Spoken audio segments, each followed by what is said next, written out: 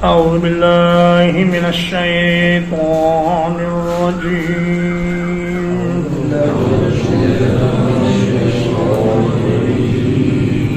بل الإنسان على نفسه بصيرا بلکہ انسان اپنے آپ کو خوب دیکھنے والا ہے وَلَوْ أَلْقَى مَعَاذِيرًا اگرچہ وہ اپنے عذر پیش کرے لا تحرک به لسانک لتعجل به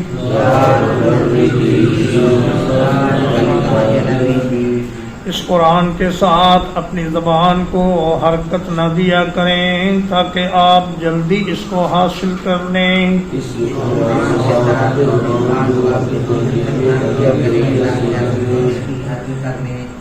ان علینا جمعہ وقرآنا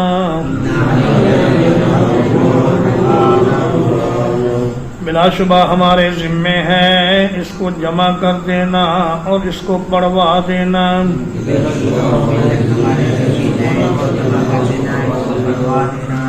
فَإِذَا قَرَأْنَاهُ فَاتَّبِعْ قُرْآنًا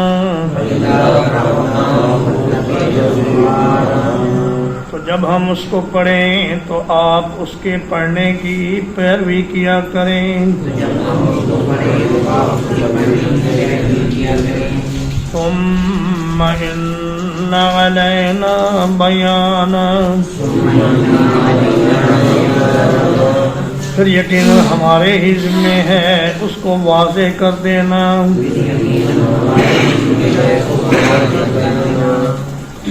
میں بل الانسان علی نفسہ بصیرہ انسان اپنے آپ کو خوب جانتا ہے بصر یبصر سے اسم الفاعل ہے بصیر اور جو تا ہے یہ تانیث کی نہیں بلکہ مبالغے کی ہے جیسے علامتن میں تا مبالغے کی ہوتی ہے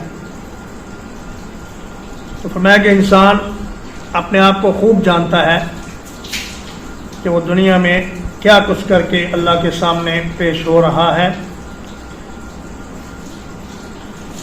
یہ جو اعمال نامے کا پیش کیا جانا ہے یہ تو محض اتمام حجت کے لیے ہے ورنہ انسان کو خود بھی پتہ ہے جو کچھ اس نے کرتوت اس دنیا میں کیے اور اس کے اعضاء بھی بول کر گواہی دیں گے فرمایا یوم تشہد علیہم السنتہم وایدیہم وارجلہم بما کانوا یعملون اس دن زبانیں بولیں گی اور ہاتھ بولیں گے پاؤں بولیں گے چمڑے بولیں گے پھر زبانیں خاموش کر دی جائیں گی اور باقی اعضاء جسم کے بول کر گواہی دیں گے اور زمین کا وہ ہر ٹکڑا گواہی دے گا جس کے اوپر گناہ کیا گیا جس کے اوپر اللہ کی نافرمانی کی گئی وہ زمین کا ٹکڑا بول کر گواہی دے گا کہ یا اللہ اس نے فلاں وقت میں میرے اوپر بیٹھ کر یا کھڑے ہو کر یا لیٹ کر یہ تیری نافرمانی کی تھی وَلَوْ أَلْقَى مَعَاذِيرًا معاذیر معذرتن کی جمع ہے یعنی انسان اس دنیا میں اپنی چرب زبانی کے ذریعے اپنے آپ کو بڑا نیک پاک ثابت کر سکتا ہے لوگوں کو مطمئن کر سکتا ہے لیکن اللہ کے سامنے اس کا کوئی عذر بہانہ نہیں چلے گا لا تحرک به لسانک لتعجل به یہ درمیان میں جملہ معترضہ ہے جیسے ایک استاد کسی کو سبق پڑھا رہا ہو اور وہ درمیان میں اپنا سلسلہ کلام روک کر کہے کہ بیٹا دھیان سے سبق سنو اور پڑھو، تو سلسلہ کلام کو روک کر درمیان میں یہ چند آیات جملہ معترضہ کے طور پر اللہ پاک نے بیان فرمائی، اور مقصد اس کا یہ ہے کہ اے میرے حبیب، جب جبریل امین وحی لے کر آئیں تو آپ جلدی جلدی اس کو دہرانے کی کوشش نہ کیا کریں۔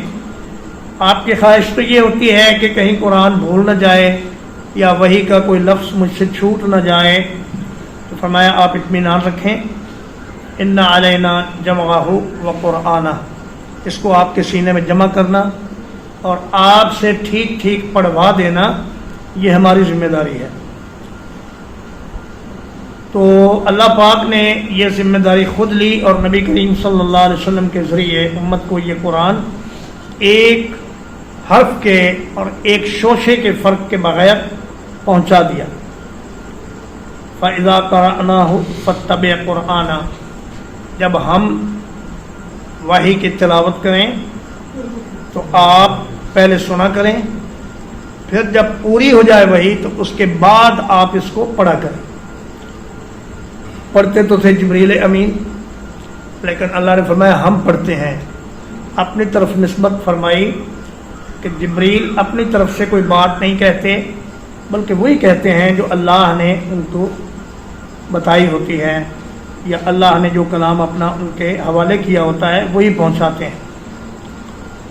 ثم ان علینا بیانہ، پھر اس بات کا بھی اطمینان رکھیں کہ اس قرآن مجید کی وضاحت، اس کی تشریح اور اس کی تفسیر یہ بھی ہمارے ذمہ ہے۔ اللہ پاک نے ایک خصوصی معلم انسانیت کی ہدایت کے لیے بھیجا، پھر اس کو قرآن مجید کے سارے مشکل الفاظ کے معانی بتا دیے، اور اللہ کے نبی صلی اللہ علیہ وسلم نے ان کے مطابق اپنی زندگی گزار کر امت کو بتا دیا کہ اس آیت کا معنی یہ ہے اور اس آیت کا معنی یہ ہے۔ آپ نے لفظی طور پر بھی بتایا کہ فلاں لفظ کا معنی یہ ہے، فلاں کا معنی یہ ہے۔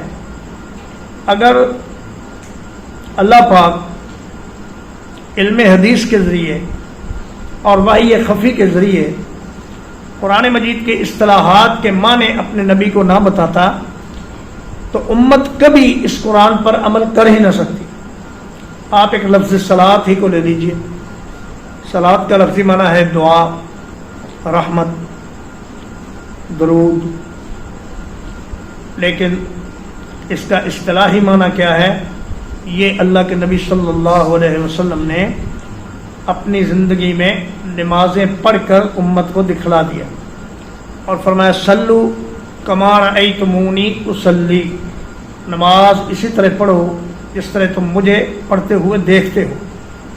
اگر اللہ کے نبی اللہ کے حکم کے مطابق نماز پڑھ کے نہ دکھاتے تو پوری دنیا میں کوئی دو آدمی بھی ایسے نہ ہوتے جن کی نماز ایک جیسی ہوتی، لیکن مشرق و مغرب اور شمال و جنوب میں امت کا ایک ہی طریقے پر نماز پڑھنا اور دن میں 5 مرتبہ پڑھنا، یہ اس بات کی دلیل ہے کہ اللہ نے اپنے نبی کو نماز کا معنی بھی بتایا اور نماز کا طریقہ بھی بتایا۔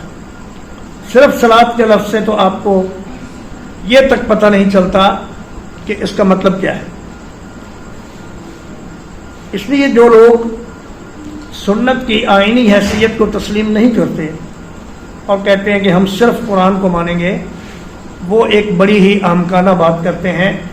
قرآن کو ماننا یا قرآن کو سمجھنا یہ سنت کے بغیر ممکن ہی نہیں۔ کلا بل تحبون العاجلہ، ہرگز نہیں بلکہ تم جلدی ملنے والی کو پسند کرتے ہو۔ وَتَذَرُونَ الْآخِرَةَ، اور بعد میں آنے والی کو چھوڑ دیتے ہو۔ وجوہ یومئذ ناظرہ، کچھ چہرے اس دن تر و تازہ ہوں گے الی ربہا ناظران، اپنے رب کی طرف دیکھ رہے ہوں گے. ووجوہ یومئذ باصرہ، اور کچھ چہرے اس دن بگڑے ہوئے ہوں گے. تظن ان یفعل بها فاقرا، انہیں یقین ہو جائے گا کہ ان کے ساتھ کمر توڑ سلوک کیا جائے گا.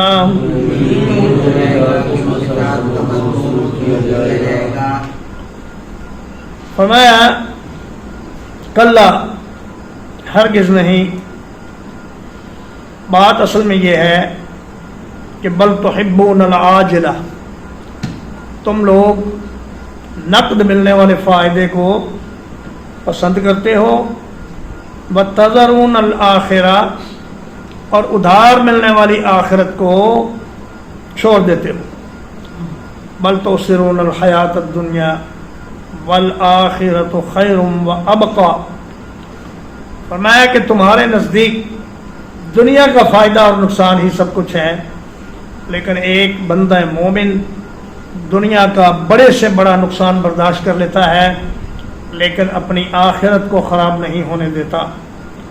وہ مادہ پرست لوگ جن کی ساری محنت اس بات کے لیے ہے کہ اس دنیا کے رنج اور غم سے بچ جائیں اور اس دنیا کے فوائد اکٹھے کر لیں، اس کے لیے انہیں کسی پر ظلم کرنا پڑے، اس کے لیے انہیں جھوٹ بولنا پڑے، دھوکہ کرنا پڑے، فراڈ کرنا پڑے، وہ بہر صورت اس دنیا کے کچھ فائدے اکٹھا کرنا چاہتے ہیں. لیکن فرمایا جب آنکھ بند ہوگی تب آنکھ کھلے گی. جو نظر آ رہا تھا وہ نظر نہیں آئے گا، اور جو نظر نہیں آ رہا تھا وہ نظر آنا شروع ہو جائے گا. تو تمہیں پتہ چل جائے گا کہ اصل میں لینے کے قابل اور کمانے کے قابل دنیا نہ تھی بلکہ آخرت تھی. وجوہ یومئذ ناظرہ، نظرہ کا معنی ہے نظر الوجہ والشجر واللون، چہرے کا تر و تازہ اور خوش منظر ہونا، اور درخت کا تر و تازہ ہونا، اور رنگ کا خوش منظر ہونا، یہ معنی ہے نظرہ کا. یعنی اس دن کچھ چہرے تو ایسے ہوں گے کہ جن پر نور برس رہا ہوگا اور ان میں سے ایک وقار اور عزت کا اظہار ہو رہا ہوگا. فرمایا یوم تبیض وجوہ وتسود وجوہ، اس دن کچھ چہرے روشن ہوں گے اور کچھ سیاہ ہوں گے کالی رات کی طرح. تو فرمایا الی ربہا ناظرہ، وہ اپنے رب کی طرف دیکھنے والے ہوں گے. قیامت میں بھی لوگ ایمان والے اپنے رب کو دیکھیں گے، اور جنت میں تو اللہ کے دیدار سے بڑھ کر کوئی دوسری نعمت نہیں ہوگی. حضرت صہیب رومی رضی اللہ تعالیٰ عنہ روایت کرتے ہیں، مسلم شریف کی حدیث ہے کہ رسول اللہ صلی اللہ علیہ وسلم نے فرمایا اذا دخل اہل الجنت الجنت، جب جنت والے جنت میں داخل ہو جائیں گے، یقول اللہ تبارک و تعالی، تو اللہ تبارک و تعالی فرمائیں گے کیا میں تمہیں کوئی ایسی چیز نہ دوں جو جنت کی نعمتوں سے بھی بڑھ کر ہو؟ تو وہ کہیں گے یا اللہ الم تدخلنا الجنہ، کیا آپ نے ہمیں جنت میں داخل نہیں فرما دیا؟ الم تنجنا من النار،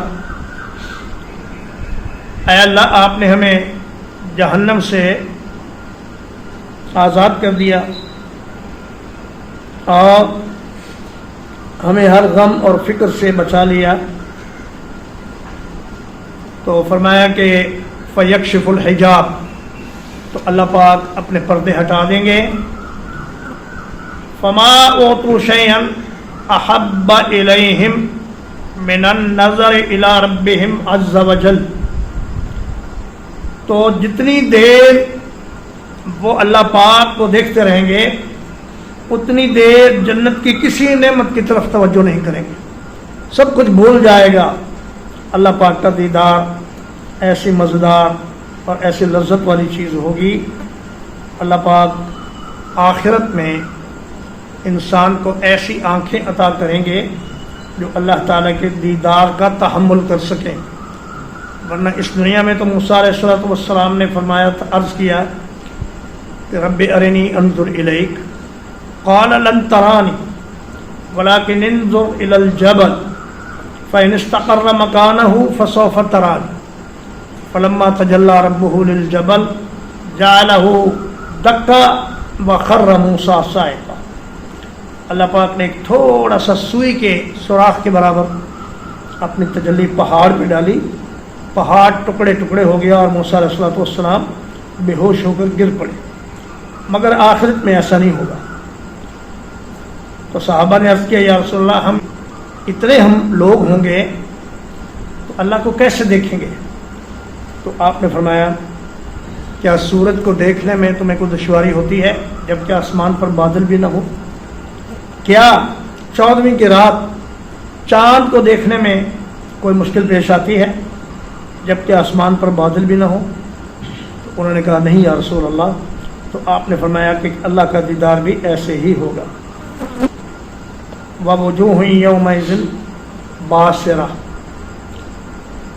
باسرہ یبصر کا معنی ہوتا ہے منہ بسورنا، منہ بگاڑنا اور چہرہ بگاڑ لینا. فرمایا کچھ چہرے اس دن بگڑے ہوئے بری حالت میں اداس سیاہ تاریک ہوں گے. تظن ان یفعل بها فاقرہ، اور انہیں یقین ہو جائے گا کہ آج ان کے ساتھ کمر توڑنے والا سلوک کیا جائے گا. فاقرہ فقرات الزہر سے ماخوذ ہے جو کمر کے مہروں کو کہتے ہیں. تو فاقر ایسی سزا جو کمر کے مہرے توڑ دے. کلا اذا بلغت التراقی،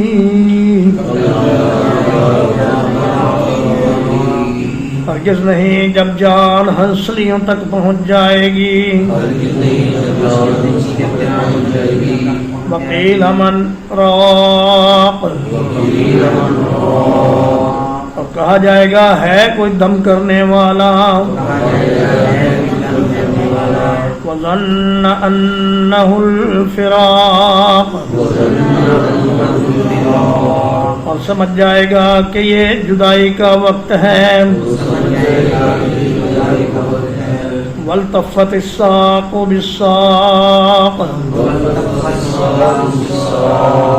اور ایک پنڈلی دوسری پنڈلی سے لپٹ جائے گی. الی ربک یومئذ المساق، اس دن تیرے رب کی طرف روانہ ہونا ہے. تراقی ترقوۃ کی جمع ہے. یہ ہنسلی کی ہڈی جو گردن کے قریب دو ہڈیاں دائیں بائیں ہوتی ہیں. فرمایا جان ٹانگوں سے نکلنا شروع ہوگی، پھر سارے جسم سے نکلتی نکلتی گلے میں آ کر پھنس جائے گی اور سکرات موت کا عالم طاری ہو جائے گا.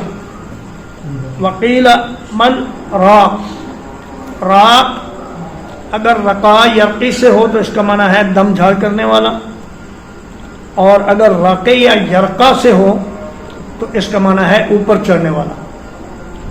پہلی صورت میں اس کا معنی ہوگا کہ جب ساری دوائیاں بے اثر ہو گئیں، سارے حکیم اور ڈاکٹر ناکام ہو گئے، تو کہا جائے گا اب کسی دم جھاڑ کا کرنے والے کو بلاؤ.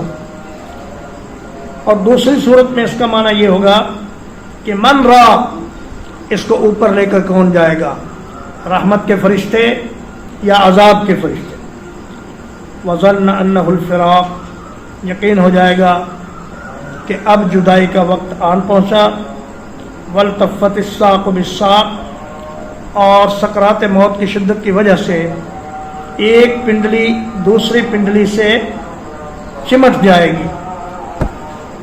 لفظی معنی تو اس کا یہ ہے، لیکن اس کا ایک اصطلاحی معنی بھی ہے کہ مصیبت در مصیبت، ایک مصیبت دنیا کی ہر چیز چھوڑ کر جانے کی، بیٹوں کو، بیوی کو، ماں باپ کو، گھر بار کو، مکان کو جسے بڑی محنت سے بنایا تھا، گاڑیاں، زمینیں، مال مویشی، ان سب کو چھوڑنے کی مصیبت، اور دوسری مصیبت ایک مجرم کی حیثیت سے گرفتار ہو کر جانے کی مصیبت۔ یہ دو مصیبتیں جمع ہو جائیں گی۔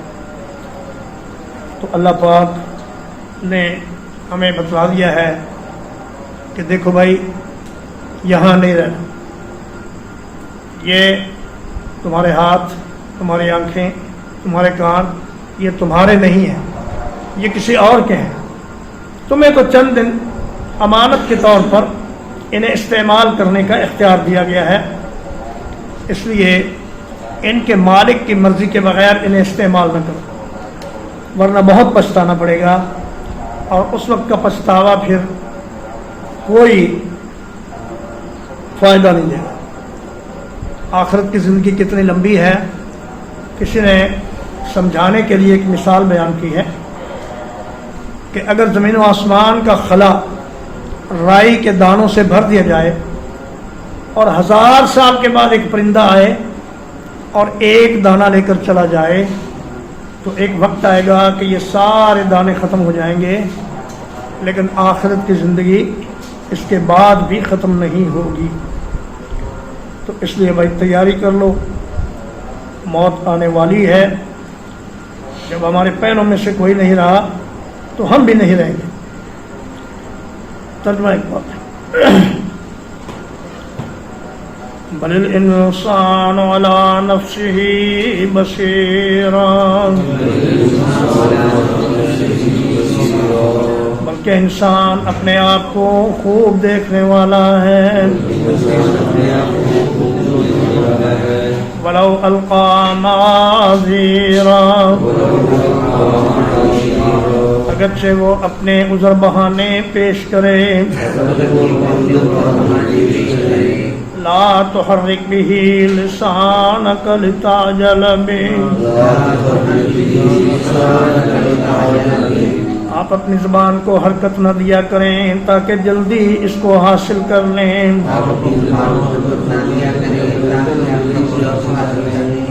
ان علینا جمعہ وقرآنا، یقیناً اس کو جمع کرنا اور اس کو پڑھوا دینا ہمارے ذمے ہے۔ فَإِذَا قَرَأْنَاهُ فَاتَّبِعْ قُرْآنَهُ، تو جب ہم اس کو پڑھا کریں تو آپ اس کے پڑھنے کی پیروی کیا کریں۔ ثم ان علینا بیانا، پھر یقیناً اس کو واضح کر دینا بھی ہمارے ذمے ہے۔ کلا بل تحبون العاجلہ، ہرگز نہیں بلکہ تم جلدی ملنے والی کو پسند کرتے ہو۔ وَتَذَرُونَ الْآخِرَةَ، اور بعد میں آنے والی کو چھوڑ دیتے ہو۔ وجوہ یومئذ ناظرہ، کچھ چہرے اس دن تر و تازہ ہوں گے۔ الی ربہا ناظرہ، اپنے رب کی طرف دیکھنے والے ہوں گے. وَوُجُوهٌ يَوْمَئِذٍ بَاسِرَةٌ، اور کچھ چہرے اس دن بہت اداس ہوں گے. تَظُنُّ أَن يُفْعَلَ بِهَا فَاقِرَةٌ، انہیں یقین ہو جائے گا کہ ان کے ساتھ کمر توڑ سلوک کیا جائے گا.